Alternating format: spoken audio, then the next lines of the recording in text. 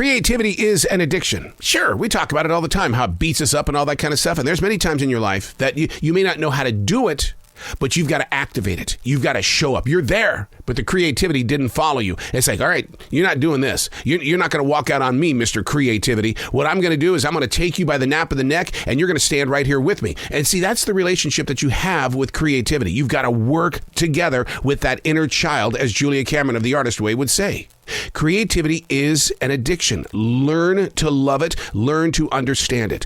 Unplugged, because we will always say yes to creativity. Totally uncut, because we all make mistakes. So turn it into a tool. This is Arroe Unplugged. Well, there you are. Wow. Look at you. No, seriously, look at you. Do you ever wonder if the mirror says the same thing? It's like, look at us. Here we are. It's another day. I know, the last one went by so fast. 24 hours feels like 5 minutes. A month feels like just an hour ago, and a year? A year. It goes by so quickly. It's like, how do you measure something that is traveling so fast? But there you are. You looking good? You feel like you do? Because really, isn't that a choice?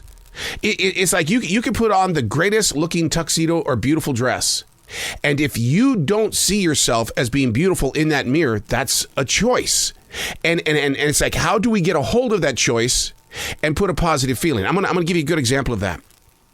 Because I'm on the front line, I believe that the empowerment and the energy that we project forward has got to be a positive message or a positive something. Like when somebody says, how are you doing? Fantastic. Not good, but I say fantastic. But I work with people that go, I'm okay. And it's like, oh, please don't say I'm okay, especially in that tone, because to the person that's receiving I'm okay, what happens is they're going to go, ooh, you've had some crap today, huh? You've had a bad day? I'm okay. No, I'm fantastic. What does it really take to say fantastic? My master in martial arts, he used to tell us all the time, what's the difference between good and great? What is the difference between good and great?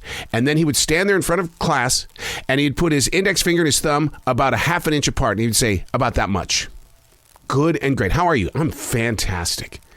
But are you? Yeah. Doesn't mean you have to be, because if you tell yourself, just like you tell yourself in the mirror, what you look like, what you feel like, you might start feeling what you're saying. Hey, it's Arroe. This is The Choice. This is what I was writing while the sun was waking up on a brilliant new day. And today we're reading from October 7th, 2021. I can't have a conversation with an empty page. What about you? Can you do it? So many people run away from the idea of wanting to write or needing to write, but I can't have a conversation with an empty page. It's like sitting next to a person that absolutely refuses to talk to you. An empty page has no voice. Therefore, I am the creator of whatever relationship has got to transpire here today. So I have to make a choice, and you have to make a choice. Do we start saying things like, hello, my name is? Do I ask this empty page, do you Facebook? An empty page is a scary place for so many people, mainly because nothing is happening until the human imagination takes that first step. Now, as a daily writer, it is easier if I just sit here and just listen. Ooh, wait a second. What if that's the choice of what this empty page might be thinking? Well, now I feel guilty. I've spilled ink all over this once empty page. Word shapes that almost paint the idea that an empty page may be silently watching. But somehow it has a personality. I keep staring at the page to catch it breathing. Or is it the writer that brings this once empty page to life? Dear future reader, I'm not insane. This is just my relationship with a page that was once empty. Wow. There's so many different things that we can talk about on this.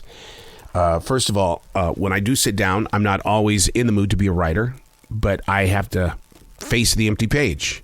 And as a writer, what are you going to do with that relationship, with that empty page? And there are days that I put myself down there. If you can't write, then write. Do you know what I mean? It's like if you don't feel like breathing today, you still breathe. You still do things. A dog will love you unconditionally. Your relationship as a writer with that empty page is you unconditionally have got to show up. You can't shove it aside. Why people choose not to write is something that I've struggled with for 27, 28 years, because I know what it does for me as a writer, but it may not do it for you. Because I've run into a lot of people, and a lot of authors will tell me that they are better readers than they are better writers. And I have to sit there sometimes and I feel guilty because I don't read novels. I don't read adventures. I don't read comics. I read books of empowerment, books of challenge and change. I read the Bible. I read things like that I know will help inspire and influence.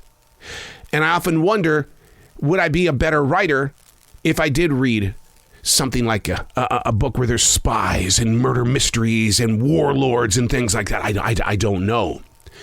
I just know that an empty page will sit there for a moment and stare at each other, but eventually words will take shape. I'm Arroe, and that's what I was writing while the sun was waking up on a brilliant new day.